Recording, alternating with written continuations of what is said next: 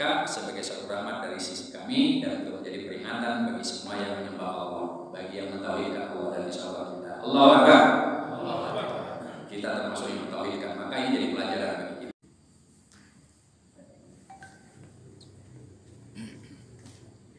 Bismillahirrahmanirrahim. Assalamualaikum warahmatullahi wabarakatuh. Makan buras pakai opak, kurang keras dan kurang kompak. Ya Allah, yang menjawab dengan semangat salamku, mudah-mudahan diberikan keberkahan, umurnya, rezekinya, ilmunya, dan keluarganya. Assalamualaikum warahmatullahi wabarakatuh. Sekarang makan burasnya pakai sambal terasi. Sudah keras, tapi jangan diiringi dengan emosi. Ya, jangan emosi lah ya, karena ini adalah doa. Insya Allah dengan mengawali kita dengan doa ini, dengan salam, dengan menjawab salam, kita berkahi Allah Subhanahu wa Ta'ala. Innal hamdalillah nahmaduhu wa nasta'inuhu wa nastaghfiruh wa na'udzu billahi min shururi anfusina wa min sayyiati a'malina. May yahdihillahu fala mudilla lahu wa may yudlil fala hadiya lahu. Asyhadu an la ilaha illallah wahdahu la syarika lah wa asyhadu anna Muhammadan abduhu wa rasuluh. Allahumma shalli wa sallim wa barik ala sayyidina Muhammadin wa ala alihi wa sahbihi wa man tabi'ahum bi ihsanin ila yaumil amma ba'd. Usini wa iyyakum bi taqwallahi wa ta'atihi faqad fazal muttaqun. Faqad qala Allah ta'ala fi kitabil karim, a'udzu billahi minasyaitonir rajim. Bismillahirrahmanirrahim. Wa nunazzil minal qur'ani ma huwa syifaa'un wa rahmatul lil mu'minin wa la yazidul zalimina illa khasara. Shadaqallahul adzim. Yang pertama-tama kita bersyukur kepada Allah Subhanahu wa Ta'ala, hari ini kita dipertemukan di dalam masjid ini dalam keadaan sehat walafiat. Mudah-mudahan duduk dan kebersamaan kita pada pagi hari ini mendapat rahmat Allah dan menjadi wasilah bagi kita semuanya agar kelak kita dikumpulkan di dalam surga yang dijanjikan. Amin ya rabbal alamin. Salam dan salam semoga selalu dicurahkan kepada suri tauladan kita semuanya, Nabi Muhammad Rasulullah sallallahu alaihi wasallam, dan kepada keluarganya, para sahabat-sahabatnya semua, dan kepada seluruh pengikutnya sampai hari kiamat, termasuk kita. Mudah-mudahan doa-doa dan salat kita dijawab Allah dan juga menjadi wasilah agar Allah takdirkan kita telah bisa bertemu dengan beliau di yaumil kiamat, berkumpul dengan beliau di yaumil kiamat dan mendapatkan syafaatnya. Amin ya Allah ya rabbal alamin. Yang ketiga, saya berterima kasih kepada BPD Arsi Kota Bogor, Ustaz Rizal dan kawan-kawan yang mengkreat acara ini ya, dan kemudian bisa dilaksanakan pada hari ini. Walaupun pada hari yang sama sebenarnya saya juga harus menghadiri tahfiz Quran, tapi saya harus menghadiri yang ini karena ini lebih penting dan lebih dekat. Sebab kalau Bapak menghadiri tahfiz Quran cukup jauh lumayan ya, dan acaranya juga sama sampai sore, sehingga ini lebih penting karena saya sudah lama nggak bersilaturahim dengan para praktisi Ruqyah dan juga trainer Ruqyah ini, dan ini merasa bahagia sekali. Dan Ustaz Asyel Wahyudin yang alhamdulillah sudah 3 tahun nggak ketemu, bisa ketemu juga ya. Dan juga seluruh komunitas dari para Ruqyah, praktisi Ruqyah, pelatih Ruqyah yang ada di Bogor, dari KIAI ya, kemudian dari Arsi, dari yang lainnya semuanya. Mudah-mudahan silaturahim kita ini menjadikan kita semakin kuat dan bersinergi serta senantiasa berada dalam rahmat kasih sayang dari Allah Subhanahu wa Ta'ala. Nah, kemudian yang berikutnya tentu saja saya diberikan materi. Tadinya saya buat materi juga ya, hidup bahagia, hidup merdeka, hidup sehat dengan Al-Quran. Ternyata begitu saya lihat program acaranya, ternyata materi yang diberikan ke saya adalah urusan poin atau urgensi poin di dalam rupiah. Makanya kemudian baru tadi malam saya siapkan materi ini. Baru tadi malam, makanya saya kirimkan ke Ustaz Rizal pagi-pagi ya, antaranya pagi-pagi. Nah, ini kalau tentang komunitas ya, kebetulan kalau ini seringnya begini, bapak-bapak dalam peserta pasien itu suka nyari ya, Ruqyah di Kota Bogor. Nah, kalau sudah punya atau sudah download Ruqyah ya, di Play Store-nya ini Ruqyah ya, maka ini bagi para peserta ya, bagi para Ruqyah Arsi sudah tahu. Bagi para peserta yang suka mencari-cari Ruqyah di Kota Bogor atau di Kabupaten Bogor itu siapa saja, di mana nomor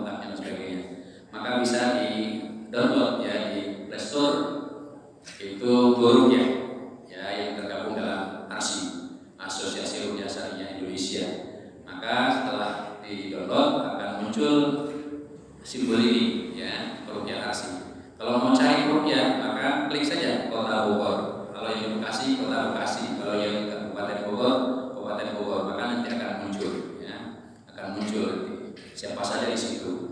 Nah kemudian kalau yang tidak ada di sini atau di sini mungkin ada komunitas CRS, ya kebetulan saya juga masuk di CRS, maka di Google Maps itu bisa dicari. Masuk ke Google Maps, kemudian klik tempat Ruqyah CRS Kota Bogor. Kalau saya kebetulan Kota Bogor 1, maka nanti akan muncul dia. Ya. Kalau YouTube officialnya ini sudah ada semuanya, ya. Yang MT Abu Hanifah ini khusus untuk saya upload masalah dokumen-dokumen Ruqyah yang boleh atau yang mau pasien itu di di upload. Nah, sangat sedikit kalau yang di Ruqyah ini karena banyak yang tidak mau gitu ya. Tapi kalau yang mau bisa di upload di YouTube. Kalau yang di Ustaz dan official ini memang tidak hanya Ruqyah tapi dakwah yang lain. Kemudian Instagramnya Abu Hanifah, kalau Facebooknya saya pakai KR Abu Hanifah. Nah kalau pakai Ruqyah, bapak-bapak dan ibu yang selama ini belum mengenal Ruqyah ya, atau mencari Ruqyah di Bogor, maka begitu diklik Ruqyah ini, misalnya di kolom isi Kota Bogor, maka akan muncul ya, ini berikutnya akan muncul yang bagian kiri ini ya. Kota Bogor, ini sudah diklik Kota Bogor, muncul Ruqyah-Ruqyah yang tinggalnya di Kota Bogor yang menjadi anggota ARSI dan bersertifikat resmi dari ARSI. Nah kebetulan saya nomor 2 ternyata, nomor 2. Nah ini nomor handphonenya sudah ada, 08, nomor WA ya, 0838 dan seterusnya. Kalau diklik WhatsApp berarti para Ruqyah atau pasien kemudian ingin janjian ya, atau minta waktu kapan bisa Ruqyah. Saya bersama istri biasanya melayani kunjungan, artinya kita berkunjung ke pasien karena kalau berkunjung itu lebih efektif, ketemu keluarganya, masalahnya apa dan sebagainya. Tapi kalau datang ke rumah ya kita membuat persyaratan, harus janjian dulu.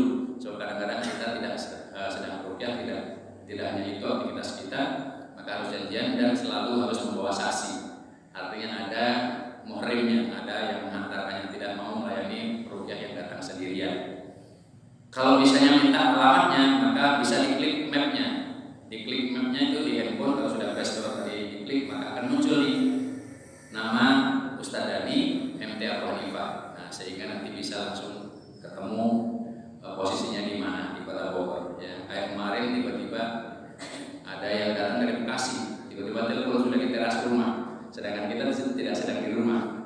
Nah itu contoh ya. Jadi ternyata begitu dia pergi ke Bogor, kemudian ngeklik ya wilayah Bogor, ketemunya yang terdekat di sini, kemudian tiba-tiba sudah sampai di teras rumah, kita rumahnya kosong.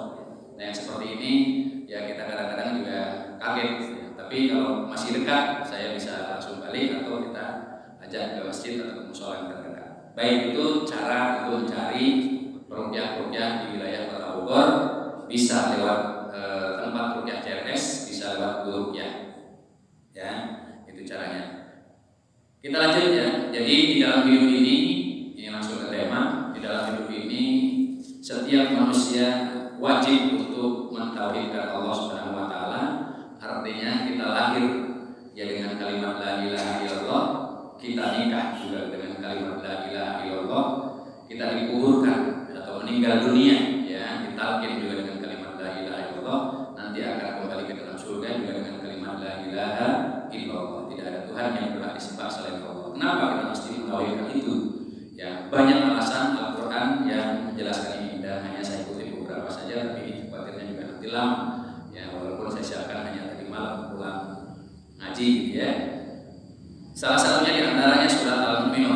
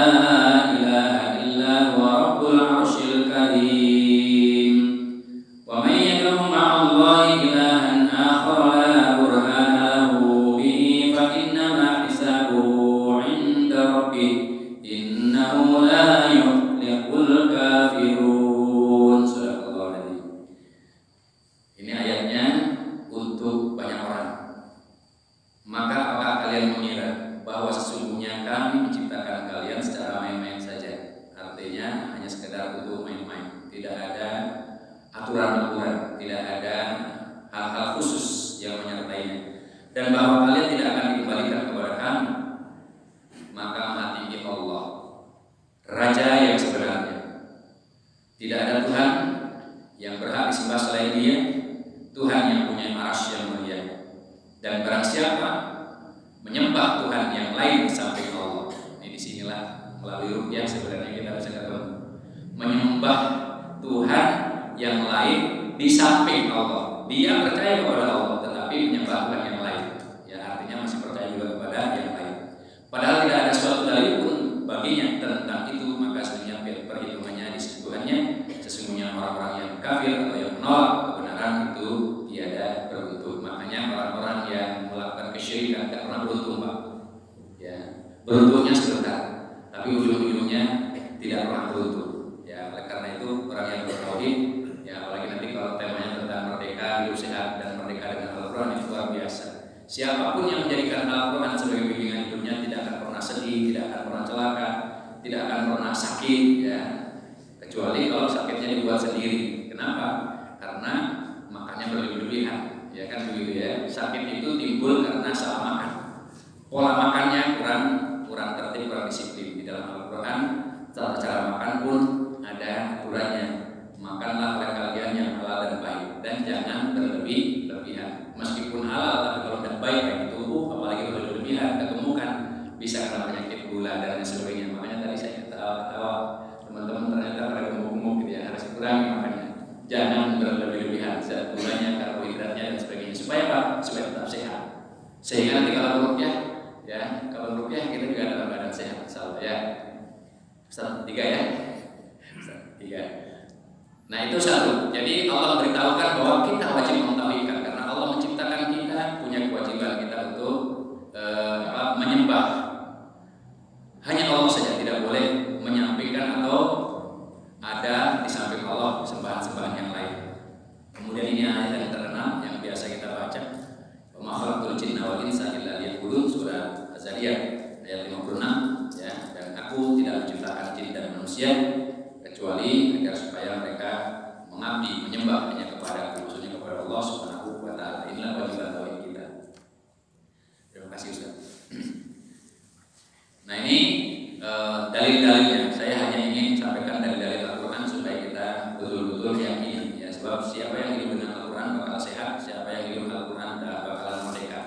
Ya merdeka kalau menurut kamus bahasa Indonesia yang lengkap itu tidak bisa didikte oleh orang lain, tidak dikuasai oleh orang lain, tidak bisa dipengaruhi oleh orang lain. Orang merdeka hidupnya mulia.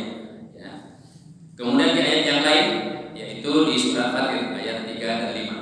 Ya Allah berfirman, ya ayyuhan nasu qulu ni'matallahi 'alaikum hal min khaliqin ghairullahi yarzuqukum minas sama'i wal ardi la ilaha illa huwa fa anna tufakun.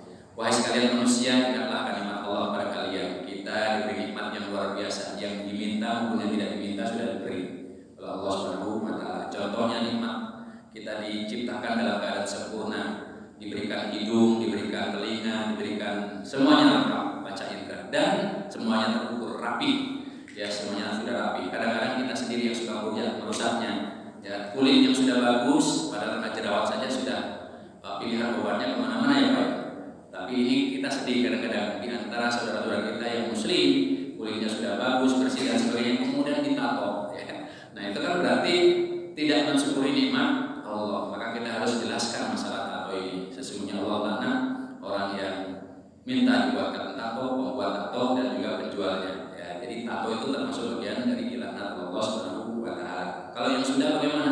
Ya bertobat. Bagaimana tobatnya? Dikerok itu tatonya. Padahal dikeroknya itu juga pakai alat, itu sedih luar biasa. Kenapa? Karena itu bisa menghalangi air wudu maupun air kalau kita mandi janabah. Dan setiap lubang yang tidak terkena air wudu, air janabah, maka pada saat nanti melewati sirat itu akan terkena api neraka. Walaupun sebesar lubang jarum yang tidak pernah tercuci dengan atau terhalangi air bersuci kita, maka itu bisa tembus di mana walaupun titik selubang jarum tadi, kemudian kita melewati api yang sangat panas, itu bisa mendidihkan otak kita. Na'udzubillahi dari ini bahayanya, makanya Allah laknat. Dan kita punya kewajiban untuk menjelaskan kepada umat, kepada saudara kita yang berkaitan dengan ini ya. Wahai sekalian manusia, ingatlah nikmat Allah kepada kalian. Adakah pencipta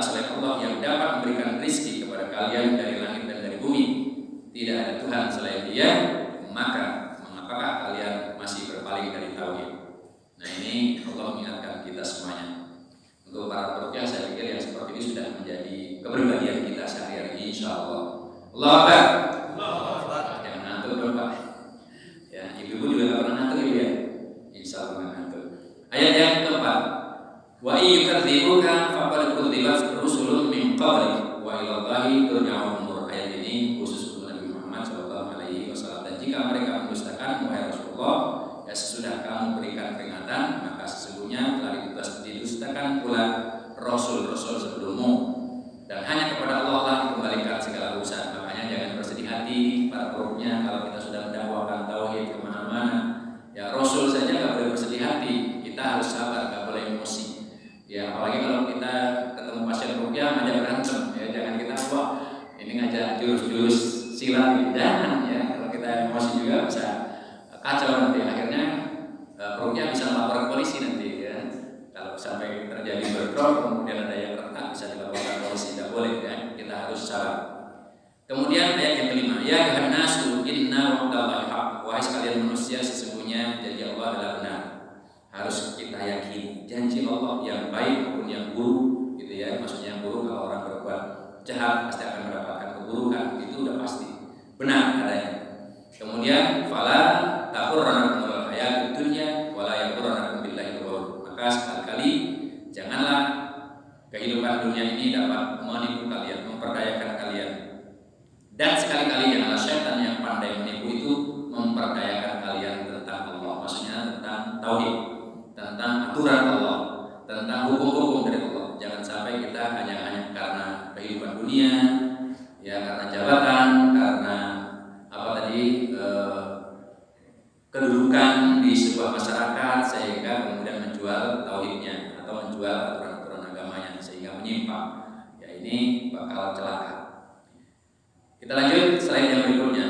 Inna anzalna ilaikal kitaba bil haqqi fa'budillah mukhlishan lahuddin. Ini di dalam surat Az-Zumar ayat 2 dan 3. Ya, sesungguhnya kami menurunkan kepada engkau ya kepada kalian kitab Al-Qur'an dengan membawa kebenaran atau sesuatu yang hak. Maka sembahlah Allah saja dengan memurnikan ketaatan kepadanya. Ala lillahi dinul khalis walladzina takhudhu min dunihi awliya ma na'buduhum illa liyuqarribuna ila Allahi zulfa innallaha yahkum bainahum fima hum fihi yakhtalifun innallaha la yahdi man huwa kadhibun kafar. Ini untuk orang-orang yang suka tawasul yang menyimpang. Ya, mereka bertawasul alasannya apa? Kami tidak menyembah dia. Kami tidak menuhankan dia, kami hanya meminta dia supaya mendekatkan diri kami kepada Allah dengan sedekat-dekatnya. Makanya dijelaskan di sini, ingatlah hanya punya Allah agama yang bersih dari kesyirikan, dan orang-orang yang mengambil pelindung selain Allah berkata, yang menjadikan aulia selain Allah. Aulia itu kan artinya pemimpin, pelindung, teman setia, sahabat karib, teman kepercayaan.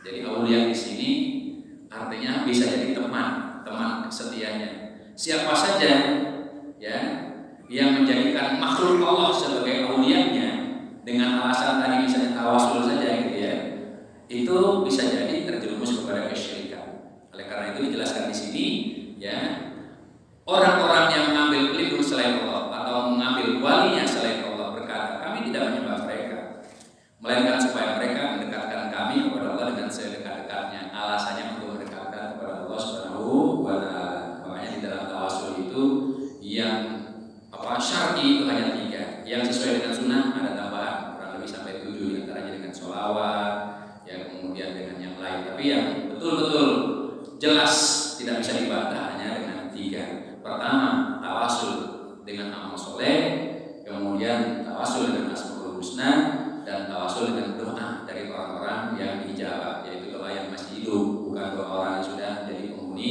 kuburan, ya siapapun dia. Nah, ada tawasul juga dengan yang lain, misalnya dengan Al-Quran, dengan banyak membaca Al-Quran. Kemudian tawasul juga dengan banyak membaca sholawat, itu sah ya, karena sesuai dengan sunnah, ada aturan-aturannya. Jadi jangan sampai tawasul kita yang salah, mau ujian anaknya, pergi ke kuburan emaknya, pergi ke kuburan kiainya dan sebagainya. Kemudian di situ ya kiai, ya syekh, anakku mau ujian PNS misalnya gitu ya. Nah ini yang perlu diluruskan ya. Padahal ziarah kubur itu disunahkan hanya ada 2 dua tujuannya. Pertama adalah untuk mendoakan ahlul kubur minal mu'minin wal mu'minat, kemudian untuk mengingatkan kita kepada kematian. Tidak ada alasan yang lain, tidak ada niatan yang lain. Ya, kalau mau tawasul maka kita harus tawasul yang betul. Nah, inilah dijelaskan Allah Subhanahu wa taala. Orang-orang yang menjadikan mereka sebagai wali ya selain Allah itu tidak menyembah dia bilangnya. Tapi Allah menjelaskan sesungguhnya ya Allah akan memutuskan di antara mereka tentang apa yang mereka berselisih padanya. Sesungguhnya Allah tidak menunjuki orang-orang yang pendusta dan sangat ingkar. Bapak dan saudaraku ibu yang dirahmati Allah Subhanahu wa taala, kadang-kadang untuk menjelaskan masalah tawasul ini Bu, sesuai dengan syar'i yang sunnah dan sebagainya, itu kalau kita ngomong langsung seperti tadi di hadapan orang-orang yang biasa tawasul bisa beradu. Tapi kalau sudah melalui ruqyah, mereka nggak bisa mengelak. Ternyata jinnya, setannya, gangguannya, emosinya, penyakitnya timbul dari tawasul yang salah. Ya, tawasul yang salah dan itu terbukti. Setelah terbukti baru dia kemudian menyadari oh ternyata selama ini salah. Tapi kan yang mengajarkan kiai, habib dan sebagainya ya namanya juga manusia. Ya kita tidak menyalahkan yang lain, tapi itu perlu kita luruskan. Nah kemudian yang berikutnya ayat 45 surat An-Nisa. Wallahu a'lamu bi'adaikum wa kafa billahi waliyyan wa kafa billahi nasyira. Dan Allah lebih mengetahui daripada kamu tentang musuh-musuh. Kita nggak tahu musuh di antara kita atau di antara manusia, mungkin juga orang yang pura-pura dekat dengan kita, ternyata dia adalah musuh yang paling kuat dengan menyebarkan aib tidak kerasa ya Pak ya. Jadi pengawal kita kesana kemari dekat sama kita, ternyata dia adalah musuh karena ada iri, ada dengki, ada macam-macam. Nah, makanya Allah yang lebih mengetahui, sehingga kita harus bertauhid tadi. Ya kalau Allah yang melindungi kita, nggak akan ada yang bisa tembus. Allahumma la mani'a lima a'taita wa la mu'tiya lima mana'ta wa la yanfa'u dzal jaddi minkal jadd. Itu biasanya zikir di ibadah sholat sebelum membaca Allahumma antas salam wa minkas salam wa ilaika ya'udzu salam dan seterusnya ya.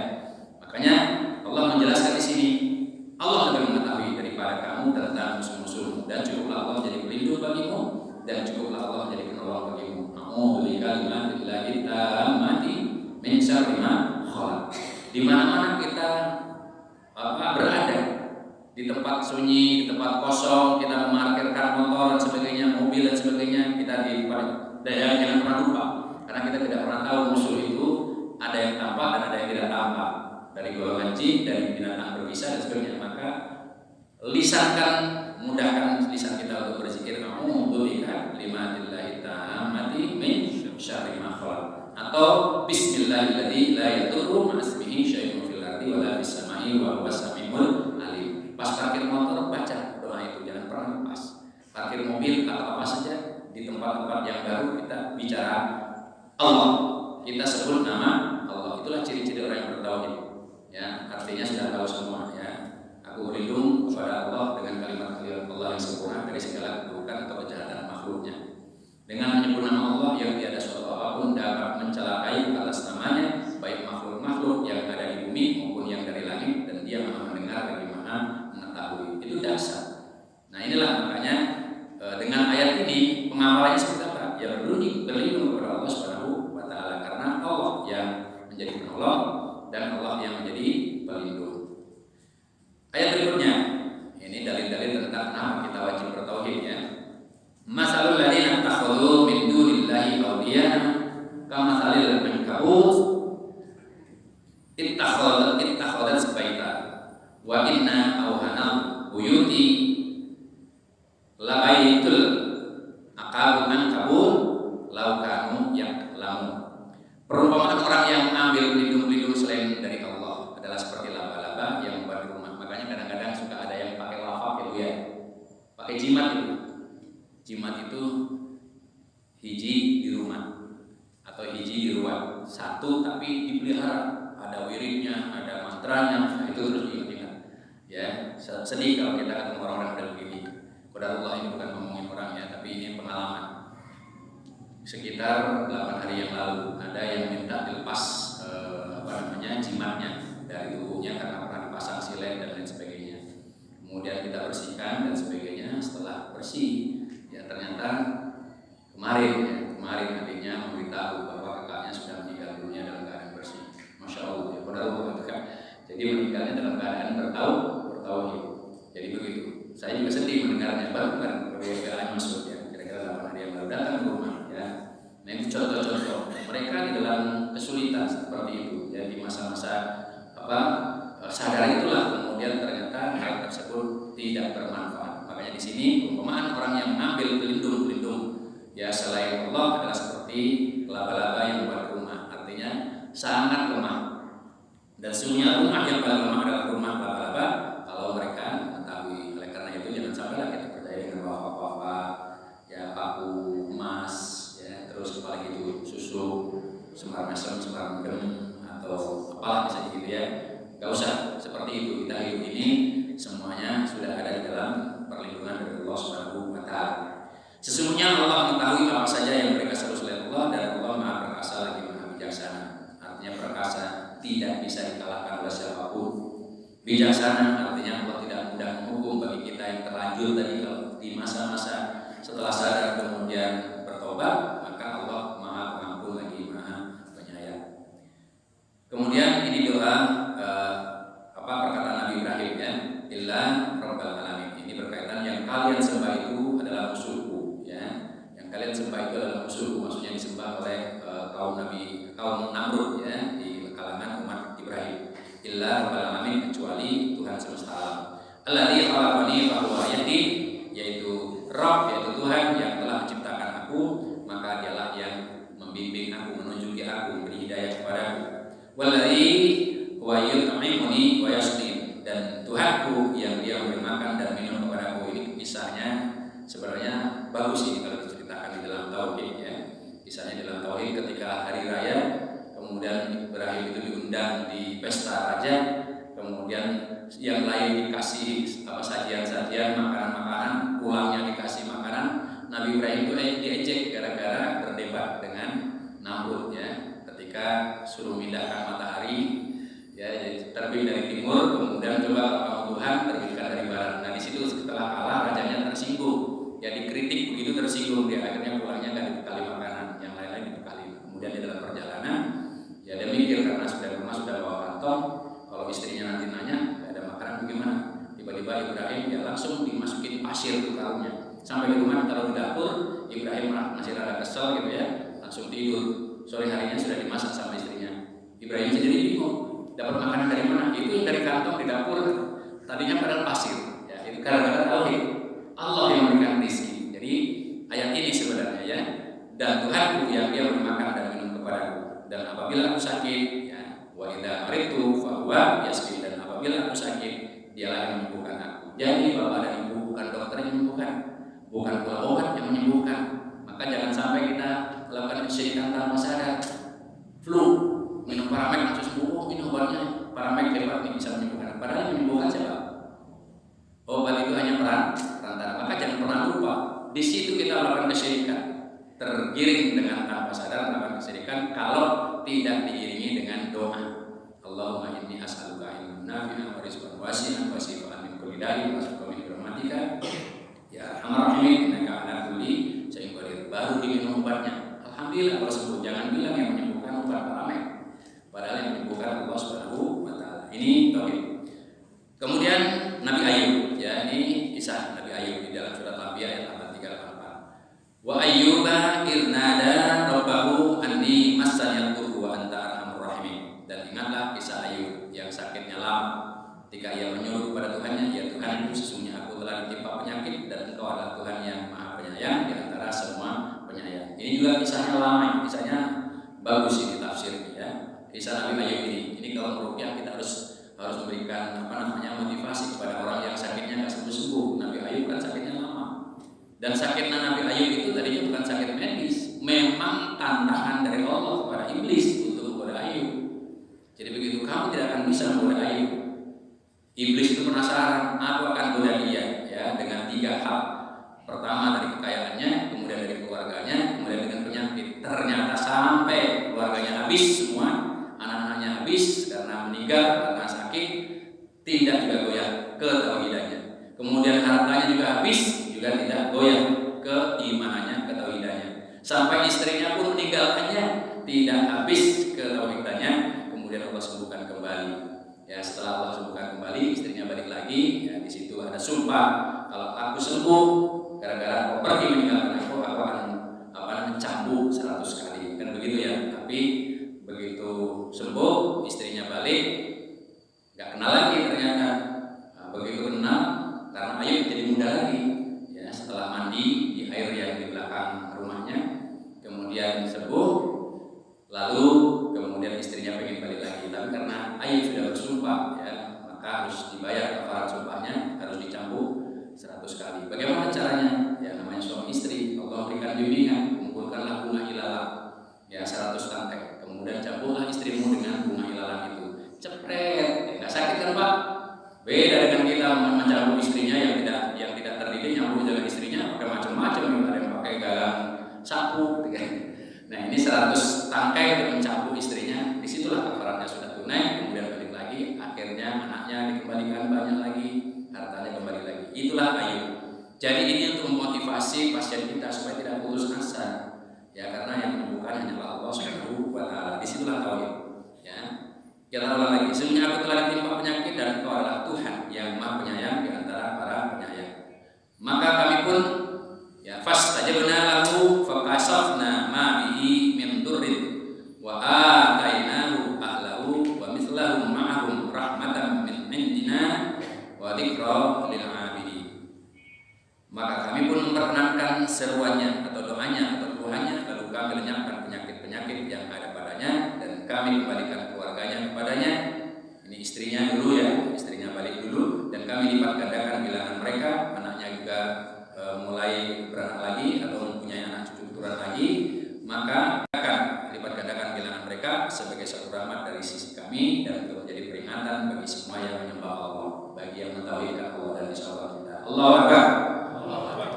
Kita termasuk yang mentauhidkan, maka ini jadi pelajaran bagi kita. Kita harus yakinkan secara tauhid tadi.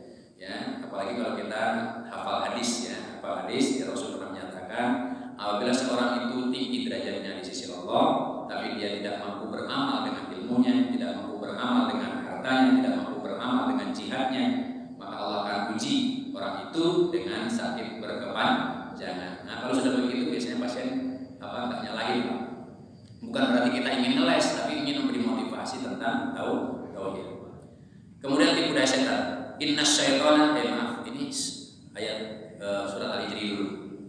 Permusuhan setan dan larangan untuk mengikuti setan. Allah sudah membuat pernyataan dan memberitahukan kepada kita di surat Al-Hijr ayat 39-40. Ini sumpah setan bahwa akan menipu, menyesatkan manusia semuanya termasuk kita, tidak pernah lengah dari sasaran mereka. Qala rabbi lima aghwaytani la uzayyinanna lahum fil ardi wa la ughwiyannahum ajma'in. Iblis berkata ketika sudah dilaknat Allah Subhanahu wa taala, ya Tuhanku. Jadi iblis itu bertuhan juga sebenarnya ya. Ya Tuhanku, oleh sebab Engkau telah memutuskan bahwa aku sesat, pasti aku akan menjadikan mereka memandang baik perbuatan maksiat di bumi, dan pasti aku akan menyesatkan mereka semuanya. Coba sumpahnya semuanya tanpa terkecuali. Makanya di buku Talbis Iblis itu ada tipu daya setan kepada para ulama, ada tipu daya setan kepada ahlus sunnah atau orang yang mencintai sunnah, ada tipu daya setan kepada para umaro, ada tipu daya setan kepada ahli zuhud, ya, ada ahli ilmu dan sebagainya. Semuanya ada. Bagaimana iblis itu menipu masing-masing orang tadi? Bagaimana caranya, alatnya apa? Kita harus paham. Ya, iblis itu menipu manusia dengan caranya ya yang lembut. Yang namanya penipu itu pasti lembut. Kalau kasar nggak jadi menipu dia. Ya paling rampok namanya pegang. Ya, kalau iblis caranya lembut, seolah yang dilakukannya adalah benar, seolah yang dilakukannya adalah syar'i, padahal ternyata menyimpang. Nauzubillahi min dzalik. Kemudian iblis mengatakan illa ibadaka minhumul mukhlasin, kecuali hamba-hamba Engkau yang mukhlis. Yang mukhlis artinya rela diatur oleh Allah Subhanahu wa taala, rela sami'na wa ata'na, taat kepada Allah dengan mentaati segala petunjuk dan perintah Allah Subhanahu wa taala, meninggalkan larangan-larangan. Nah ini. Nah, atas sumpah inilah maka Rasul juga menjelaskan innasyaitana qala wa izzatika ya Rabbi, demi kemuliaan dan kehormatanmu wahai Rabbku, la abrahu uwi ibadaka ma'adamat arwahuhum fi ajsadihim. Aku akan senantiasa menyesatkan hamba-hambamu selama nyawa mereka masih bersatu dengan badannya. Ya, arwahnya atau ruhnya masih bersatu dengan badannya. Lalu dijawab oleh Allah Subhanahu wa taala, qala rabbi, Allah berkata, wa izzati wa jalali, demi kehormatan dan kemuliaanku sendiri, la azalu aghfir lahum ma astaghfiruni, aku akan senantiasa mengampuni mereka sepanjang mereka masih sadar untuk bertaubat atau mohon ampun kepadaku. Maka ruqyah yang paling hebat adalah membimbing manusia untuk mudah dan suka beristighfar, mohon ampun kepada Allah Subhanahu wa taala.